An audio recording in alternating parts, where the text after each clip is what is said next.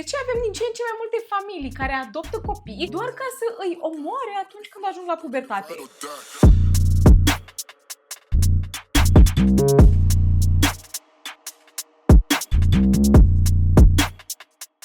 Salutare, Fan True Crime, azi e zi de traumă, eu sunt Ceci și aici vorbim despre cei mai oribili criminali pe care am putut să-i găsesc vreodată. După cum puteți vedea și după titlu, astăzi vorbim despre o familie care adoptă o fetiță doar ca să o lase fără suflare într-un mod brutal ani buni mai târziu. Deci, spunând lucrurile astea, vă rog frumos, puneți mâncarea aia deoparte, ok? Dar totuși poftă bună dacă ești subscriber.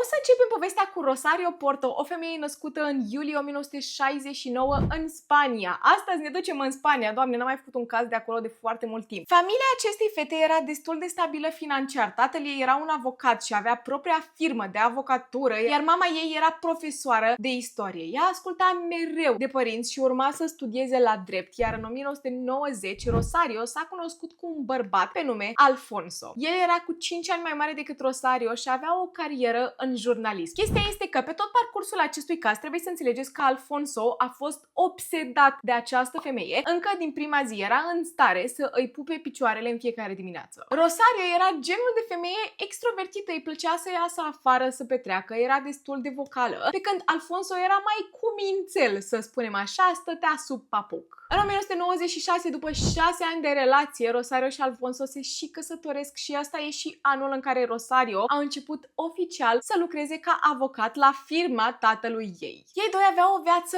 extraordinar de confortabilă, aveau un apartament uriaș primit de la tatălui Rosario într-o zonă extraordinar de scumpă, aveau tot ceea ce își puteau dori. Bine, aproape tot, pentru că Rosario suferea de lupus, o boală autoimună, așa că a avea copii pe viitor, cel puțin copii biologici, nu era o opțiune prea bună. Chestia este că Rosario și Alfonso voiau un copil al lor, voiau să devină părinți și să îi ofere urmașului lor tot ceea ce e mai bun pe lumea asta. Doar că avem o mică problemă. În zona în care locuiau ei, în Santiago, procesul de adopție era puțin mai complicat, așa că în 2001 cuplul a călătorit către China să adopte de acolo un copilaș. Rosario era extraordinar de entuziasmată și au ajuns să adopte o fetiță de 9 luni pe nume Asunta Fong Yang. Asunta a fost dată spre adopție de părinții ei biologici pentru că era fetiță. Efectiv, ei voiau un băiețel, au născut o fetiță și au dat-o spre adopție pentru că în perioada aia exista legea de un copil în familie. Și pur și simplu oamenii mei voiau neapărat un băiețel, așa că în momentul în care nășteau o fetiță, o dădeau spre adopție și încercau din nou și din nou până dădeau de un băiețel. Rosario avea vreo 30 de ani în punctul ăsta și a iubit-o pe această fetiță din prima secundă, aveau acea relație mamă-fică de parcă ea a născut-o. Ideea este că Asunta a fost prima fetiță din Santiago care să fie adoptată din China, deci această familie primea extraordinar de multă atenție. Oamenii mei veneau să le ia interviuri. Asunta, o fetiță foarte privilegiată, bineînțeles, învăța engleză, franceză, chineză și spaniolă, doctori și școli private, mergea la lecții de balet, vioară, pian. Fetița asta primea toată atenția din lume și nu avea o zi liberă. În fiecare zi avea câte o activitate și, efectiv, părinții ei se asigurau că avea să aibă un viitor strălucit. Toată lumea vedea această familie ca o familie perfectă. Și dacă mă urmăriți de mult, știți că în cazuri de genul nu există o familie perfectă, mereu trebuie să se întâmple ceva după ușile închise. O chestie despre Rosario în punctul ăsta este că ea avea foarte multă anxietate și dădea în depresie. Și o altă chestie interesantă despre această femeie era că îi plăcea să dramatizeze extraordinar de mult. În 2009 a fost internată la un spital de psihiatrie pentru că voia să își pună capăt zilelor. Asunta în punctul ăsta avea vreo 9 anișori, iar Rosario la acel spital de psihiatrie le-a spus doctorilor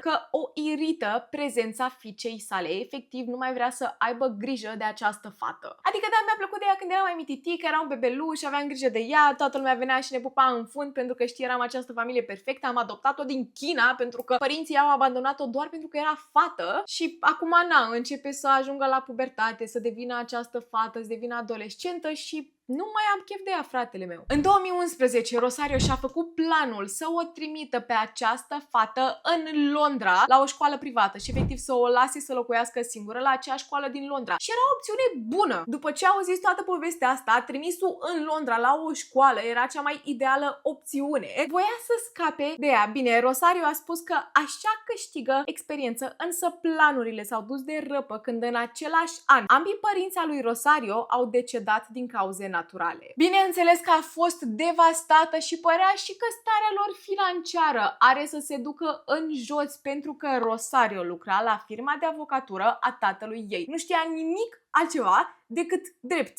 decât să facă pe avocata și atât. În rest nu știa să conducă o firmă, nu știa absolut nimic și ea era singura lor fată. Deci efectiv a trebuit să închidă această firmă de avocatură și să se angajeze în altă parte. S-a angajat în altă parte, iar șeful ei era un bărbat pe nume Manuel. 2 ani mai târziu, în 2013, Alfonso găsește în e-mail-urile soției lui ceva foarte suspect. Rosario îl înșela cu Manuel, șeful ei. Da, doar că Rosario devenise obsedată de Manuel și Alfonso era obsedat de Rosario. Deci avem o situație puțin cam neobișnuită. Să înțelegeți dinamica acestui cuplu de când au adoptat-o pe Asunta. Alfonso al nostru era, în teorie, un jurnalist, doar că Rosario câștiga mult mai mulți bani decât el și să nu mai zicem de banii pe care îi avea de la părinți, așa că ea a ajuns să meargă la muncă și să aducă banii în casă, pe când Alfonso era cel care avea grijă de casă. Era cel care gătea, era cel care plătea facturile, cel care făcea curățenie în casă și cel care avea grijă de fiica lor. Deci, practic, în ochii soției lui, acest bărbat era șomer și în momentul în care a dat de Manuel, care era un om de succes,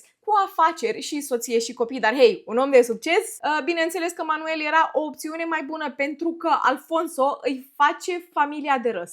În prima zi în care a aflat că Rosario îl înșală, a început să devină violent și să spargă ușile din apartament, iar femeia noastră l-a dat afară din casă. Bine, s-a chinuit puțin până să-l dea afară din casă, au trecut vreo 3 zile de scandal în acel apartament, până să reușească să îl trimită de acolo. I-a făcut bagajele, du-te, nu vreau așa ceva în fața fiicei noastre. Și acum, cum am mai spus, Alfonso era cel care avea grijă de absolut tot în acea casă. Rosario, a noastră, după spusele prietenilor, nu știa nici măcar să fiarbă un ou. Atunci când în momentul în care Alfonso a plecat de acasă, Rosario era pierdută. Încă trebuia să se ducă să lucreze full-time, încă era obsedată de Manuel și se vedea cu el zilnic, doar că acum are și o fetiță de 12 ani de care trebuie să aibă grijă, iar Alfonso se folosea de toată chestia asta pentru că era conștient că Rosario nu știa absolut nimic în acea casă. A început să-i trimită e-mail-uri zilnic, nu trecea zi în care acest bărbat efectiv să nu îi dea peste nas acestei femei. Vezi că pe 20 trebuie să o duci pe Asunta la doctor. Vezi că e o bucată de carne în frigider care expiră în 2 zile, trebuie să o gătești. Într-o săptămână vezi că trebuie să o duci pe Asunta la schi. Vezi că pe 24 mai are un control la doctor. Și efectiv zi de zi erau remindere cu ceea ce trebuie să facă în casă, lucruri pe care ea nu le-a făcut absolut niciodată. La o lună după ce Alfonso a plecat din acel apartament, divorțul a fost finalizat. Efectiv, nu au stat pe gânduri oamenii mei, știi ceva, divorțăm, nu mai place de tine, ești șomer, m-am plictisit de tine, Manuel, om de afaceri, mai plângem puțin, mai spargem o ușă, totul este bine, mersi. Problema este că omul nostru a început să îi ceară fostei lui neveste bani, o mașină, efectiv o pensie lunară din partea ei, pentru că el a trăit această viață luxoasă până acum și acum s-a trezit pe străzi. Să nu mai zicem că Rosario în punctul ăsta i-a stricat imaginea publică a acestui bărbat și trebuie cumva daune morale, ok? Daune morale, plus că l-a și înșelat. Are tot dreptul la banii ei. Alfonso a ajuns să locuiască în vecini, într-un apartament mai mititel și Asunta nu părea să fie deloc deranjată de acest divorț, de cearta părinților ei, conștientiza tot ceea ce se întâmplă în jurul ei și nu avea nicio problemă să meargă până la apartamentul tatălui ei ca să mai petreacă și timp cu el. Iunie 2023, Rosario ajunge din nou internată la spitalul de psihiatrie. Starea ei psihică de la atâta stres după divorț s-a dus pe apa sâmbetei. Era în depresie și ajunsese până în punctul în care nu mai putea să funcționeze ca om. O lună întreagă a stat internată, nu voia nici măcar să se ridice pe 2 picioare. Alfonso a venit și a vizitat-o la acel spital și au făcut un pact. Efectiv, el avea să fie cel care se întoarce înapoi la apartament. Nu are să locuiască acolo 24/7, încă își păstrează apartamentul mititel din vecini, dar are să vină zilnic la acel apartament, să fie din nou cel care are grijă de casă, cel care are grijă de fiica lor, cel care face mâncare și singura condiție era ca Rosario să se despartă de Manuel. Nu voia să se împace cu femeia asta, pur și simplu voia să o facă să se despartă de acest bărbat. După ce Rosario a fost externată, lucrurile din casă au început să fie foarte, foarte ciudate. În primul rând, nu mai este veselie în casă absolut deloc, nu mai sunt activități în familie și pe lângă lucrul ăsta, Asunta a noastră pare foarte moleșită, obosită 24/7, de foarte multe ori când se duce la cursuri, când se duce la dans, când se duce la pian, nu mai are deloc energie în ea și pentru o fetiță de 12 ani care până în punctul ăsta putea să le facă pe toate, acum nu mai poate face nimic. 4 iulie, în mijlocul nopții, Rosario aude niște zgomote ciudate din camera fiicei sale. Când ajunge acolo, vede un bărbat care stă deasupra fiicei ei de 12 ani și o strânge de gât. Rosario, panicată, începe să țipe și criminalul sare pe geam și scapă. Acum, ce ar face orice persoană normală într-o situație de genul? Bineînțeles, sunăm la poliție, nu? Nu, Rosario, nu sunăm la poliție? Ok,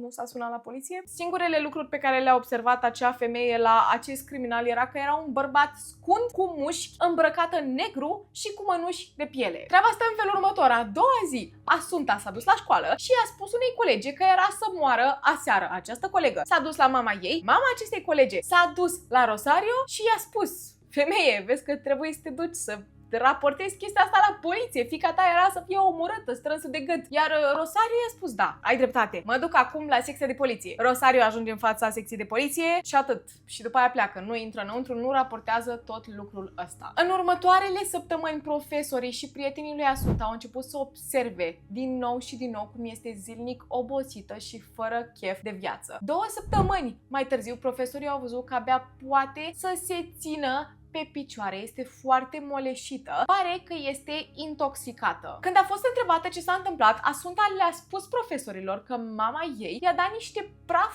alb care o face să doarmă puțin mai mult decât de obicei. N-am înțeles de ce acești profesori nu și-au pus niciun semn de întrebare la această informație care a venit către ei, dar hei, trecem mai departe. În august, Asunta avea să plece la mare cu nașa ei timp de o lună de zile, să se ducă, să se distreze, să-și lase părinții să se distreze și ei de vară, fără un copil în preajmă. Și treaba stătea în felul următor, că în momentul în care a ajuns la mare cu nașa ei timp de o lună, nu a mai fost deloc obosită, era din nou plină de viață. Când s-a întors înapoi acasă la sfârșitul lunii august, Asunta a început din nou să fie obosită 24 din 7. 21 septembrie 2013, Alfonso și Rosario sună la poliție să o dea dispărută pe fiica lor. A dispărut Asunta. Cine a luat-o? Autoritățile ajung la apartament. Rosario aparent a plecat acasă de pe la ora 7 și a lăsat-o pe Asunta singură să își facă temele. Și când s-a întors la 9:30 seara, această fată era de negăsit. Alfonso nu era în apartament în acea zi, era la apartamentul lui din vecin. Nu avem nicio încuietoare spartă, nu avem absolut nimic care să lipsească din acel apartament. Deci cine a luat-o pe Asunta, a vrut să o ia pe Asunta și atât. Ce găsesc autoritățile în schimb? Înregistrări de la camerele CCTV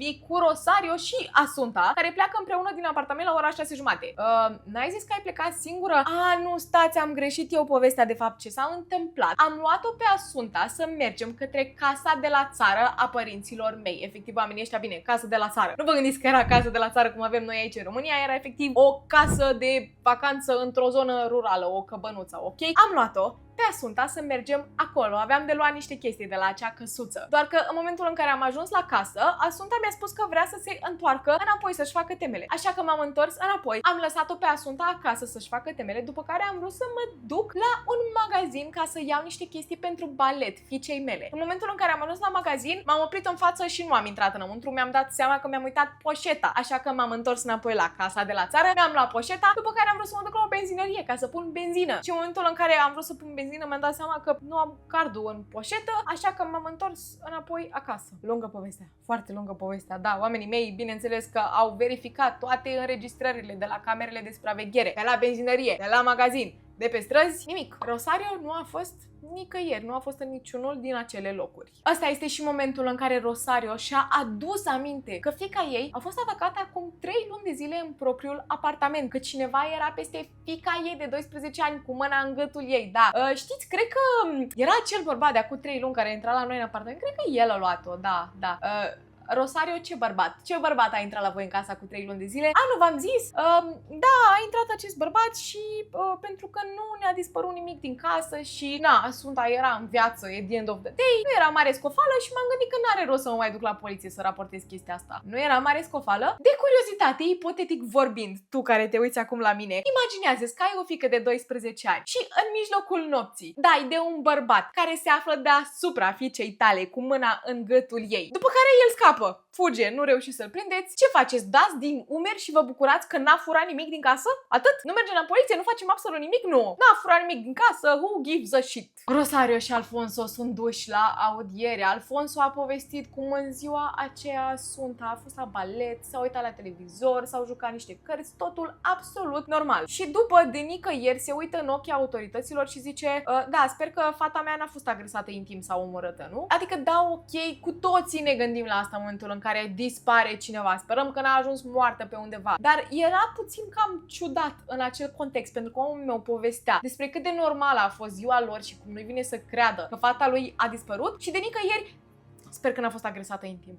N-a zis nimeni nimic. Câteva ore mai târziu, deja era noapte, doi bărbați conduceau către casă după ce au fost la bar și treceau prin această zonă rurală, când dau la marginea pădurii de ceva ce părea a fi o sperietoare de ciori căzută pe jos. Când se apropie, descoperă corpul fetiței de 12 ani. Era îngropată în frunze și pini de brad. Tricoul ei era ridicat până pe deasupra burții, avea pantalonii plini de noroi și picioarele goale, iar în zona intimă părea să fie udă. La nas, bineînțeles că avea lichide roșii și această fetiță nu mai respira. Automat, Asunta a fost identificată pentru că nu erau prea mulți copii în zonă asiatici care să fie dați dispăruți și nicio probă ADN nu a fost recuperată de pe corpul ei. Avem în schimb o sfoară portocalie lângă ea. La încheieturi și gât avem leziuni provocate de această sfoară. Rosario, Alfonso și restul familiei este bineînțeles devastată. Autoritățile ajung până la casa de la țară a lui Rosario și o duc și pe acolo, ok? Hai cu noi să ne arăți unde este această casă și lasă-ne să intrăm înăuntru să investigăm puțin, pentru că n-ai spus că aici ai venit cu ea înainte, nu? În momentul în care ajung în casă, se uită la Rosario. Nu ai voie să atingi absolut nimic pentru că aici este vorba despre o investigație deschisă. Ok, dar măcar la baie pot să mă duc la etaj? Da, du-te, doar nu sta prea mult și te rog nu atinge prea multe lucruri. Rosario se duce la etaj și stă.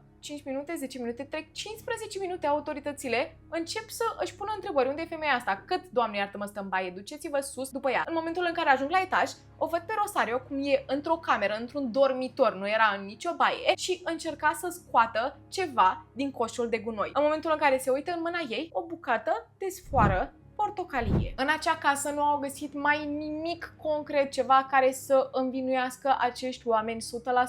În schimb, au găsit poezii scrise de Asunta despre mama ei. Nu o să încerc să traduc aceste poezii, dar în principiu Asunta scria despre mama ei că este zgârcită, este rea, nu știe să gătească, bea foarte mult alcool și știe cum să țipe. O altă poezie a fost găsită despre cum mama ei deseori își înfundă nasul într-o pudră albă. Fata asta avea 12 ani. Fata asta avea 12 ani și scria despre cum mama ei face liniuțe. Mesajele de pe telefonul Asuntei au fost și ele recuperate între timp și s-a descoperit o conversație între ea și o prietenă în care Asunta a zis în felul următor: am emoții. Azi vor să mă omoare. Pe 24 septembrie înmormântarea a avut loc, iar Rosario părea rănită de moartea fetei ei. Trebuie să înțelegeți că această femeie se arunca pe jos, se dădea cu capul de pereți și urla în ultimul hal. Și da, înțeleg că toată lumea trece prin moartea cuiva într-un mod diferit, dar era clar că această femeie se cam preface. Nici măcar nu plângea, doar urla și se dădea cu fundul de pământ la propriu. La mijlocul înmormântării, când nici măcar nu au îngropat-o ca lumea pe această fetiță, tot cimitirul se umple de mașini de poliție. Rosario este arestată pentru uciderea propriei fiice. La autopsie s-a descoperit că Asunta a făcut o supradoză de Ativan, care este practic un medicament pentru anxietate și îți trebuie prescripție la el. Unul din efectele adverse este moleșeala. S-a declarat că Asunta lua aceste medicamente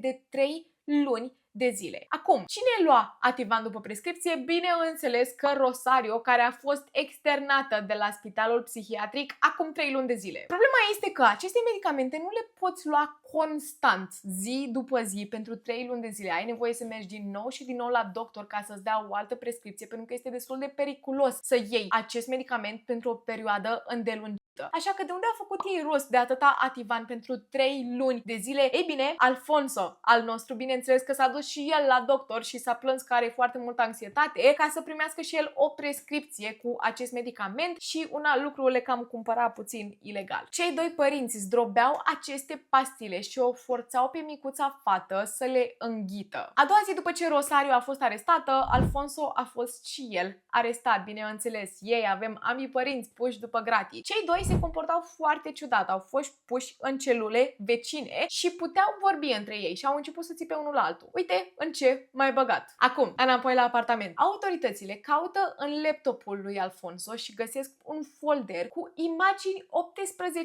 doar cu femei asiatice. Nu s-a făcut niciodată public dacă Asunta a fost agresată intim sau nu, dar se speculează că Alfonso avea un fetiș pentru femei asiatice și ăsta a fost și unul din motivele pentru care s-au dus până în China să o adopte pe această fetiță și se speculează că acest bărbat a profitat de corpul acestei fete. O să ne întoarcem înapoi la această speculație, dar nu avem nicio mărturisire din partea celor doi, ceea ce înseamnă că nu avem motivul pentru care au putut face așa ceva. Procesul a început și cei doi au fost găsiți vinovați și au primit 18 ani de închisoare. Alfonso ar trebui să iasă de acolo în 2033 și a declarat că vrea să-și pună capăt zilelor când iese de acolo, iar Rosario a încercat să-și pună capăt zilelor în 2017, încă o dată în 2018, iar în noiembrie 2020, a treia oară a fost cu noroc, I guess. Rosario și-a luat viața și totodată partea ei de poveste s-a dus în mormânt cu ea. Și noi bineînțeles că rămânem cu întrebarea de ce? De ce au făcut acești părinți așa ceva? Încercam să găsesc cât mai multe teorii, cât mai multe răspunsuri, dar un lucru pe care l-am găsit este că în lumea asta mulți oameni adoptă copii pentru că vor să aibă un bebeluș. Atât, vor să aibă un bebeluș, să îl crească, ca după să fie abandonați când ajung la pubertate, pentru că ce să vedeți, nu e așa ușor să crești un copil. Foarte multă lume spune că Rosario și Alfonso au adoptat un copil să creeze această imagine de familie perfectă în ochii lumii și în ochii părinților lor și după ce părinții lui Rosario au murit, nu mai aveau în fața cui să se prefacă, nu? Și de acolo s-a cam dus totul în jos. O altă teorie pe care m-aș duce pentru că ar avea mult mai mult sens de ce ar intoxica-o pe această fată cu niște pastile este că Alfonso